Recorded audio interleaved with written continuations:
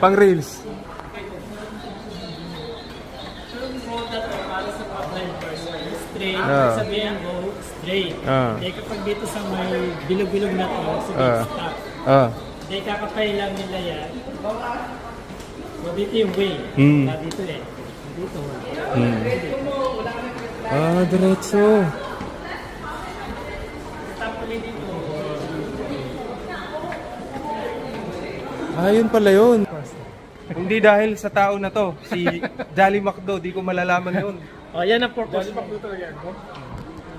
Sa lahat ng station, kahit sa public lane, merong ganyan. Kumbira na kami. Kulang pa talaga kami sa information. Saan ko natutunan? Sa Japan. Ayun. Japan pala. May orientation sa Japan, sa Korea wala. Hindi, Japan, Taiwan, Korea.